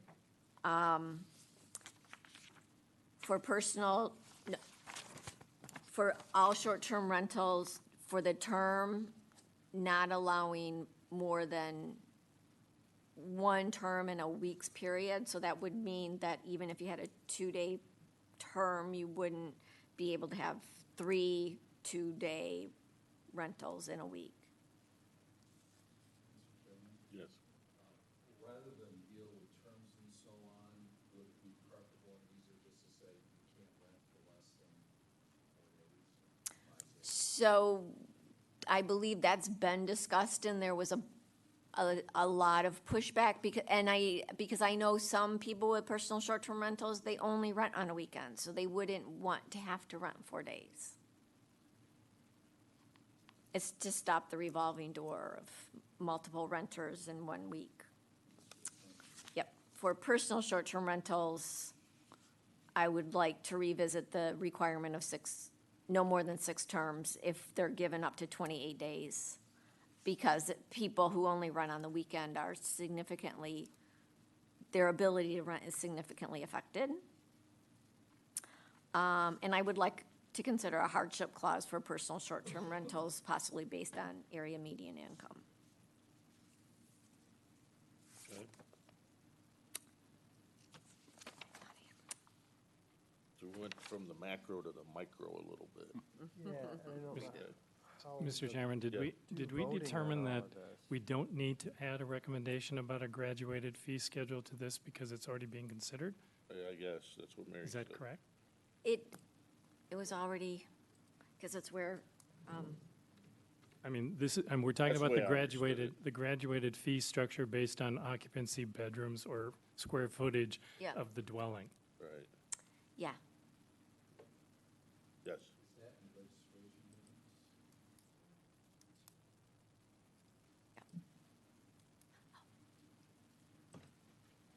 So Mary, a question. All this is an attempt to say, hey, here's some more things to look at, whether city council actually says, hey, look at them. You know, we're not gonna take any further action on it. Yeah. Chairman? Yes. So the fee is on, I keep going to the marked up page, 29 of 30, where it says, shall be variable depending on the types of short-term rental property involved and shall take into account the size and occupancy. That's where it had the typo side versus size. Mm-hmm. So that's what I saw as why something wouldn't need to be added, because it's in there. Fair enough. Thank you. Anybody else I have any? have a question for Mary's recommendation. You specifically, I think, mentioned the condos on Oak along the river. Yes. And No, you no, the condos along the river up to Oak. So where they're on, So there's two condos that are back There are in there. condos at 555, I think it is North Shore Drive, where Oak comes to North Shore. Is that Well, what no. you're referring to? So there were two. So one was all the condos along the lake, so lakefront property All of them. condos, up to Oak and, I'm sorry, up to Wells, which is also, let me get my, yeah, Wells and Packard Park. So those condos along there, because after, north of Packard Park, they turned to homes. There's not condos. Yes, there Oh, is. that's not so. Not There's attached. multiple condo Not developments attached. along North Shore Drive Not on the attached. lakeside. Not attached condos. These are all attached. There is right next to Oak Street Beach. Exactly right. And at Brockway, I'm Literally, sorry, yeah. Oh, Baseline as well. Yeah, that are within the city limits. They're in the What's that, city Beach limits. Club? I don't know what the gray ones are, they're right next to Oak Street Beach, but there's Yeah. also, if you go Oak Street, you know, where the Black River, or in River Noir, down there, those condos are all attached as well. Exactly. yeah, in the draft, which I was working on, I actually, so it's not just along the lake, so I had a more defined, it was the lake, River Road, up to Wells or Packard Park, because that tends to be a higher area. And I had been reached out to by those some of them. So that is why I did that. Other condo people hadn't reached out to me. And then the condos that are along Black River that are parallel where Oak and the Black River go, where there's the bend. So there's two sets of condos in there.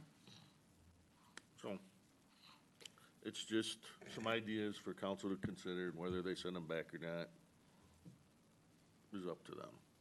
Right? Okay, they would still have to discuss and send these back to us? Yes. Okay. If they this is decide, kind of a right. list of things to This think is just a about. list of things to think about that. Okay. Okay, just trying to clarify. Yes, sir.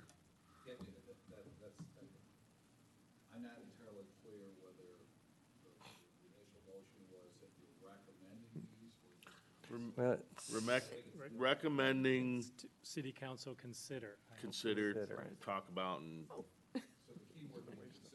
It is a waste of freaking Yeah, yes, Okay. consider. Let's vote. So Mary's amended it, and those are the few items we're gonna send along with the prior motion. If it passes. If not, then we just wasted 25 minutes. All right, any additions? No? No. No. As always, we'll do a roll call just to make sure the count's right. Ready?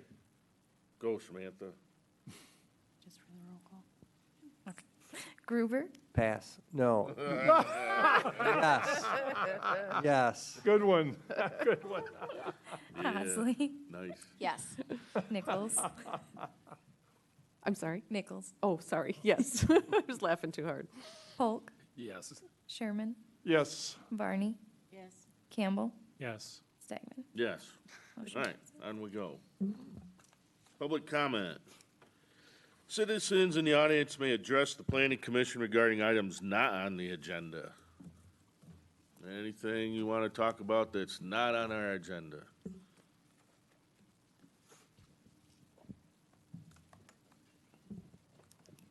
Hello, Lisa Croupiers, 561 Indiana. First of all, I did a quick Google, and I did find, sent to you and to Mary, the Roberts. I would have sent to you too, but I didn't have your email. And it does indicate in what I saw that what you said, that somebody can pass, as you just tried to do, and come back to the person at the end of the rotation and get their vote. So anyhow, just wanted to share with that. I am here to talk about signs, short-term rental or rental property signs. I'm not sure where this comes up in the short-term rental issue. And or zoning. But I am the one, the permanent sign issue is a big, several of us really resent them in our neighborhoods, and especially in our southwest downtown short-term rental snapshot area. We have a significant amount of permanent signs by a couple different property rental businesses. The quandary is that there are other vacation rental property management companies that have semi-permanent signs that remove them in the off-season. And we have to exist with these apparently permanent. They aren't. The zoning administrator and city manager strolled the neighborhood apparently and found that they do wiggle in the ground. So if they do wiggle in the ground, it would seem that they would have the respect for the neighborhoods, that they would go around at the end of the tourist season and beginning of the tourist season and plant those signs in their wiggly holes and then take them out and even just set them up against the house for the off-season. It is intrusive to see these signs all the time.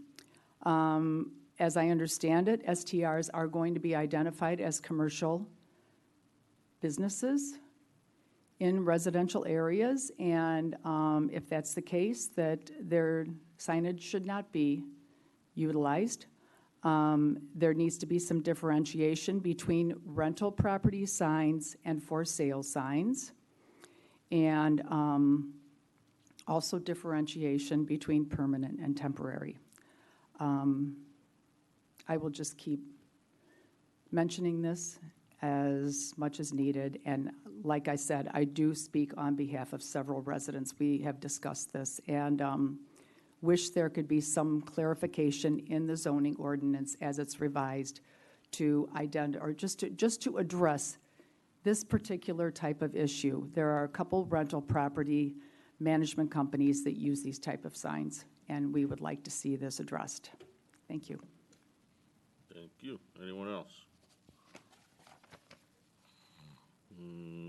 Seeing nobody, guess we'll go to staff comments. I want to remind you all that I sent an email just recently about a master plan workshop on November 21st. So that's a Thursday at 5:30 p.m. in this room. So we'll have the ladies from the Southwest Michigan Planning Commission here, and we will tackle some next items with the master plan. I'll be meeting with them early next week to devise a plan for the workshop.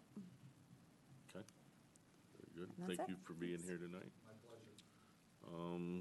pleasure. Where'd we start last time? I don't remember. Janice?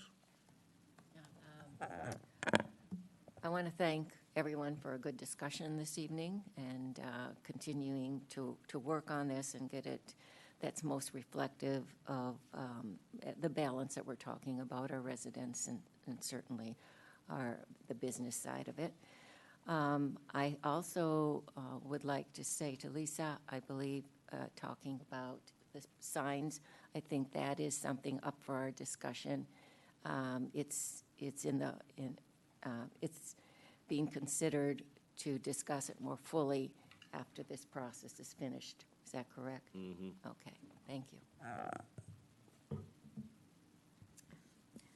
Janice, you took some of mine. So yeah, the zoning ordinance will be in front of the city council on November 18th. And as part of what we sent to the city council, it had a list of items. And I believe the signs are at the top of the list to be resolved. I think I had asked that it be by May, by the end of May, to try and resolve the sign ordinance, because I know of the concern. And then this ordinance is expected to have its first reading on that 18th also, and I believe Code of Ordinances might also be up to us on the 18th. possibly, time will tell. But there was an indication on Monday that if the zoning ordinance was recommended to the city council, it would be on the 18th. And it was already previously mentioned that the zoning ordinance rewrite will be before the city council on the 18th. For the ordinance that we put forward, I did vote yes, because I think it does need to go back to city council. I think my comments tonight indicate that I do believe some additional changes are warranted. And I didn't want my yes vote to be misunderstood. And thank you, Lisa, for the Roberts Rules. What I would recommend is that potentially the Planning Commission have training by Julie Piak. She gave parliamentary training to the city council. She's excellent, and I have talked to her a few times about parliamentary issues, and she's out of MSU Extension, and they have some excellent training material. So thank you. We do appreciate the comments from the public. Thank you.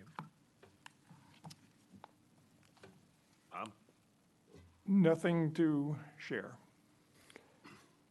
I do have something to share. It's a training opportunity hosted by the Southwest Michigan Regional Chamber of Commerce, and it's going to be Thursday, December 12th and Friday, the 13th. I hope that doesn't bode well, but it's called Escaping the Housing Trap, a two-day housing summit with strong towns in the Southwest Michigan Regional Chamber and the Southwest Michigan Association of Realtors. So I sent it to Kelly and asked her to pass it on.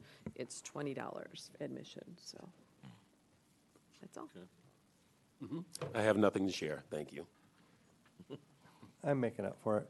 I think one thing that came up tonight, and I really want to make sure that we have a good understanding of that, and that is when an STR home sells, the license does not transfer with the sale. The ability to apply for a license and continue does. So a lot of people keep thinking, the license transfers, the license transfers. The license does not transfer. The ability does, and the new owners still have to take those actions to go get one. So I think that's important. Two, I think it was great to see that some of the extensions that we offered Trailside, I noticed they're suddenly doing some work there, just under the line. And Consumers Credit Union. Now, I have seen some work there. However, it doesn't quite look like the project that we thought we put in place. And I didn't know if you had any insights that you could share, Kelly, because I do remember going through that project. That was a lot of work, and then giving them an extension, and now I'm just confused. Yes, so Consumers Credit Union, as some of you will remember, received site plan approval to construct a 3-story building that would have had first floor commercial and office space, and second and third floor residential. Consumers is not moving forward with that development at this time, and instead they are making improvements to the site. So you'll see some improvement there. That's what's going on now to the existing parking lot, and they'll be making some upgrades to the existing single-story building.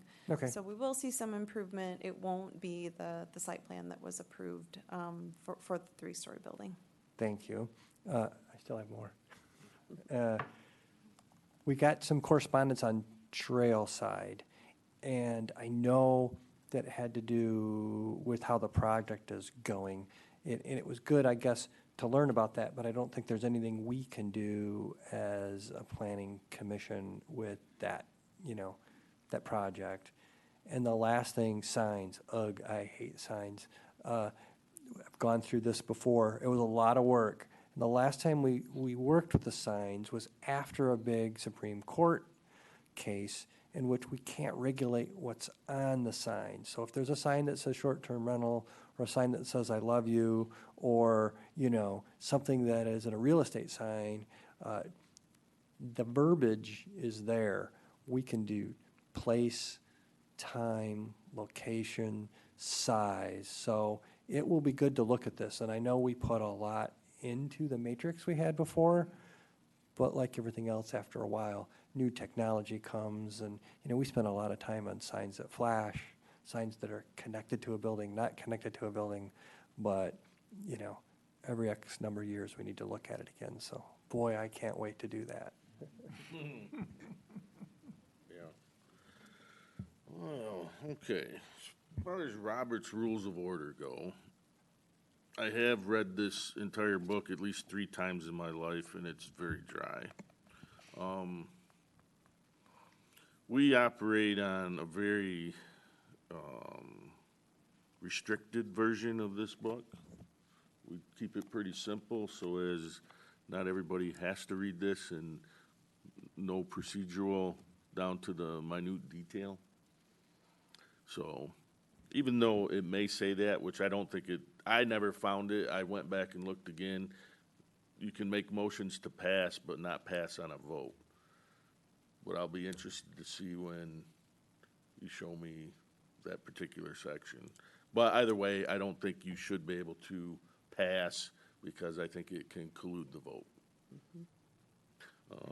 With that said, you know, I like the history of South Haven a lot, and how many of you are familiar with the 1898 Norton Directory? Anybody? The Historical Association has it. Jim Olgard put it on digital, so it's available, but I've actually got an old copy of it. And in it, when it talks about tourists coming to South Haven, they were really excited in 1898 to have 40,000 visitors come by boat or train, and they were trying to figure out how to add more housing stock for next year to double it. So tourism has been a big part of South Haven since the beginning. In signs, speaking of signs, I went to the Historical Society for their Salem witch trial speech. And I don't know, I'm sure you've all been there and seen the gallery with the pictures. And probably one of the most interesting things about old pictures of South Haven are the signs on the buildings, which are huge and promote all sorts of things. And nowadays, our signs are so small and restricted. I can only think 100 years from now how boring those pictures are going to be. That's a perspective. Right? Consider. And then for the Consumers Building, if you look, they took off the facade. What was under there is brick. And it kind of matches the rest of the street. So that's interesting. All right, with that, I don't have any more. I'll entertain a motion to adjourn. Move to adjourn. Support. It's been moved and supported to adjourn. Any other discussion? Seeing none, all in favor say aye. Aye. All opposed? Motion carries. This meeting is adjourned.